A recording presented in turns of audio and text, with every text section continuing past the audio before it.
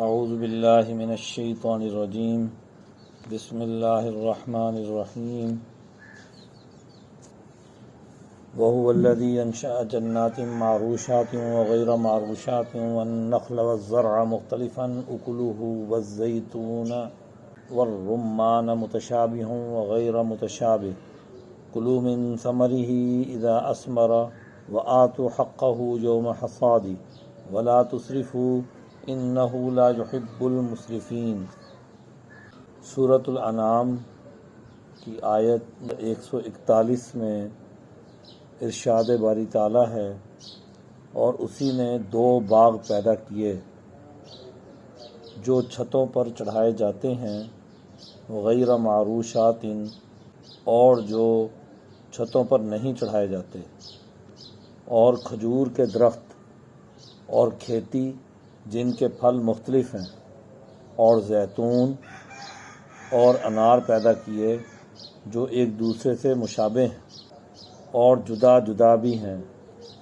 تو ان کے پھل کھاؤ جب وہ پھل لائیں، اور جس دن اسے کاٹو اس کا حق ادا کرو، اور بے جا خرچ نہ کرو، بے شک وہ بے جا خرچ کرنے والوں کو پسند نہیں کرتا۔ ماڈیول عبادات کے باب زکوٰۃ کا مطالعہ ہم کر رہے ہیں۔ اس باب میں پھلوں کو اللہ کی راہ میں دینے کے حوالے سے حکم دیا گیا ہے، اور اس سے پہلے قرآن حکیم نے اس بات کو واضح کیا ہے کہ اللہ نے مختلف قسم کے پھل پیدا کیے ہیں، ان میں سے بیلدار پھل بھی ہیں، اور ان میں سے ایسے پھل بھی ہیں جن کے درخت اپنے تنوں پر کھڑے ہیں۔ بیلداروں میں بھی مختلف اقسام ہیں، ایک ان میں سے وہ جو چھتوں پر چڑھائے جاتے ہیں، جیسے انگور کی بیل ہے کہ وہ چھت پر چڑھائی جاتی ہے، اسے باقاعدہ اوپر کی طرف کا نظام بنایا جاتا ہے، وہ وہیں اوپر کی طرف پھیلتی ہے۔ اگر اسے زمین پر چھوڑ دیا جائے، ایک تو وہ بڑھتی نہیں، دوسرا اس کا پھل صحیح طرح نہیں آتا۔ اسی طرح جو خربوزہ ہے، تربوز ہے، اس طرح کے پھل، ان کی بیل زمین پر پھیلتی اور زمین پر ہی وہ اپنے پھل دیتی۔ اور کھجور اور زیتون اور انار، ان کے درخت تنے والے ہوتے ہیں، اور ان میں بھی فرق ہے، کسی کا تنا باریک ٹہنی کی طرح اور کوئی مضبوط تنے والی۔ تو اب ایک دوسرے سے متشابہ بھی ہیں، شکل میں ایک دوسرے جیسے بھی ہیں، اور غیر متشابہ بھی ہیں، لیکن جب آپ ان کا پھل کھاتے ہیں تو پھر ان کا ذائقہ الگ الگ ہے۔ اور کہا گیا کہ جب پھل لے آئیں تو پھر اس کے پھل کاٹو اور پھر اس کا حق ادا کرو، اور بے جا خرچ نہ کرو۔ یعنی بے جا خرچ کرنے کا مطلب یہ نہ ہو کہ اتنا ایسے خرچ کر دو کہ جو حقدار ہیں وہ اس سے رہ ہی نہ جائیں،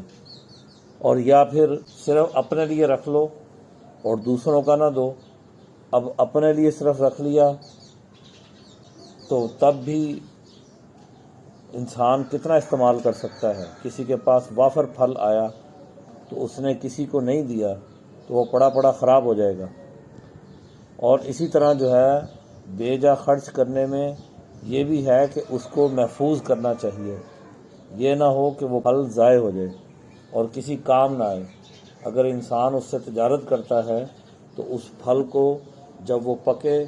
اس کو اس وقت اتار کر پھر اسے بر وقت مارکیٹ پہنچانا، یہ بھی ضروری ہے۔ اب اسی طرح جو ہے اس سے پہلے مکہ میں جو پارٹی کا نظام تھا، اس میں جو بھی پیداوار ہوتی تھی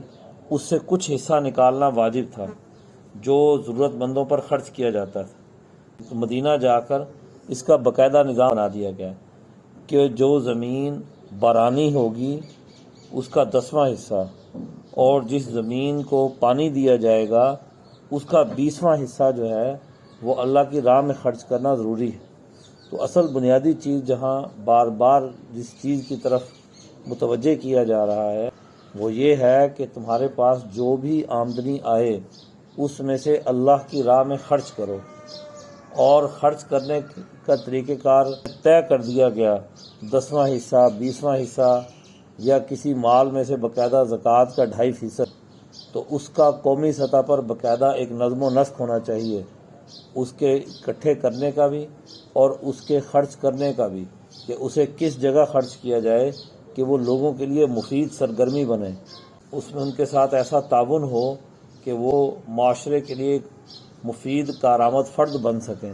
محض یہ مراد نہیں کہ کسی کو لائن لگا کر دے دیا جائے اور اس کے بعد پھر وہ اگلی بار پھر انتظار کریں کہ پھر کب لائن لگے گی، پھر اس میں لگ کر لیں، بلکہ ایسے طریقے سے دیا جائے کہ لوگ اس سے اپنا روزگار بنائیں اور پھر روزگار کے ذریعے اس سے کمائیں۔ تو خرچ کرنے کے بہت سے طریقہ کار ہیں۔